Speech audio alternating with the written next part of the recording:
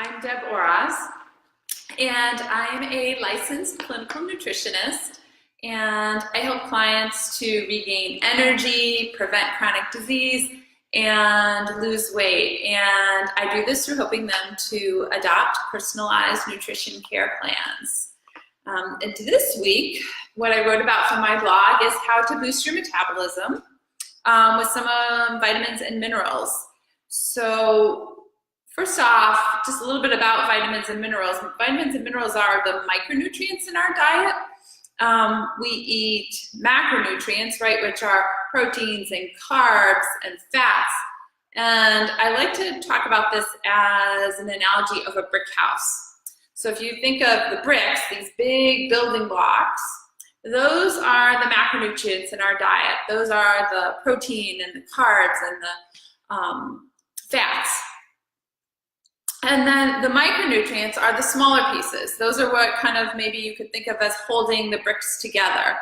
And those are just as important for your metabolism as the large macronutrients are. So there's a lot of different vitamins and minerals that we need, and a few of them that I can highlight here that really help support metabolism. And I've seen a number of deficiencies in the clients that I work with here. And when we correct those, we start to have an easier time with weight loss. So talking about B vitamins, vitamin D, magnesium, and zinc. The B vitamins, so there's a lot of B vitamins. There's actually 8 B vitamins, and they all support energy. So when we start to get sluggish, a lot of times we start to think, oh, I must be low in iron. But often it's the B vitamins. One of them in particular, especially that we tend to get low on as we age, is vitamin B12. So in order for us to absorb B12 in our intestines, we need to make sure that we have enough stomach acid to produce something called intrinsic factor that helps us to absorb B12 in our intestines. And as we age, we have less stomach acid.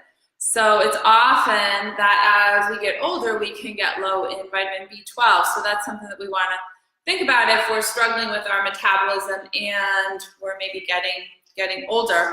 The other group that has deficiencies in B12 often are vegans, because B12 is strictly in animal protein. So that's one of the things we can think about supplementing. If we're supplementing with B12, you can take a B12 supplement. There's also oral sprays that make it a little bit more absorbable into your body, especially if you're dealing with the low stomach acid. And then vitamin D. So vitamin D is our sunshine vitamin, right? And those of us like me that live in the Northeast, I'm like, oh, where is the sun? So this time of year, a lot of us are low in vitamin D. And not only does that affect our mood, we know about seasonal affective disorder, right? I see a couple of you have joined, welcome.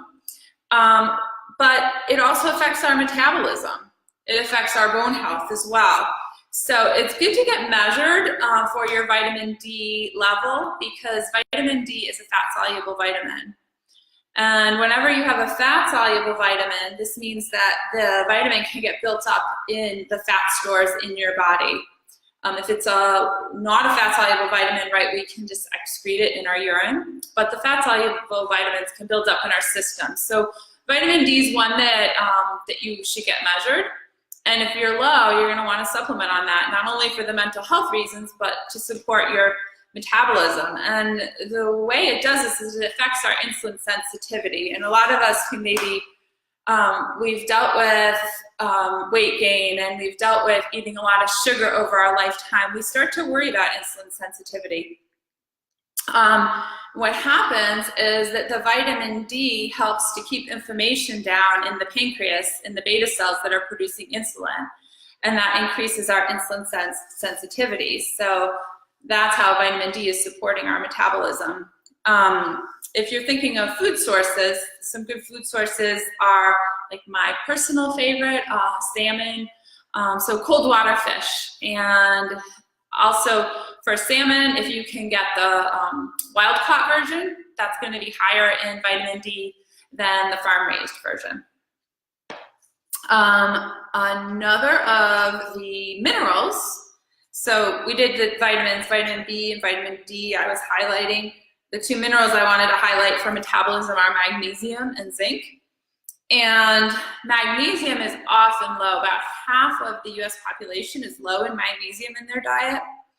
And there's been a few studies supporting the use of magnesium to help with metabolism. So one study showed that people who had the highest intake of magnesium had a 32% reduction in having metabolic syndrome, which is that host of symptoms that we get where we're having obesity and high blood pressure, maybe high cholesterol, and insulin resistance. So those folks that had the higher magnesium had less incidence of the chronic disease. So good sources of magnesium are nice, dark, green, leafy vegetables, yum. And if you're supplementing with magnesium, there's a couple different forms you can supplement with. They can cause differences in bowel movements. Also, some of the supplements are better for mental health, so if you're looking for that benefit as well, then maybe you want to go with one of those forms. And you can check that out in my blog. I have more information on the different forms of magnesium. The last supplement I wanted to, or last, mineral I wanted to talk about is zinc.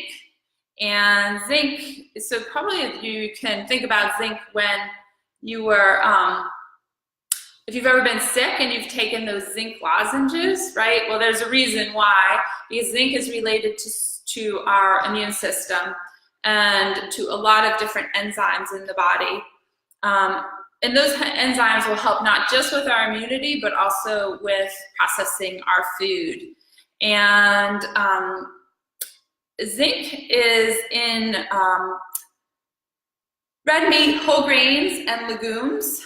But one of the things that we need to think about with zinc is that the zinc in the legumes and whole grains, there's also a chemical called phytates in the whole grains and the legumes, and phytates can inhibit the absorption of zinc in our body. So if we want to eat beans and whole grains and have the zinc absorbed into our body, then there's some things that we can do to kind of prepare these foods so that we get better absorption of the zinc when we're eating them. And that's by sprouting or fermenting our grains or seeds or legumes. And I have a good link in my blog that'll take you to a source that can help with how do we go about preparing the sprouted or soaked seeds to prevent the phytates from inhibiting our absorption of zinc.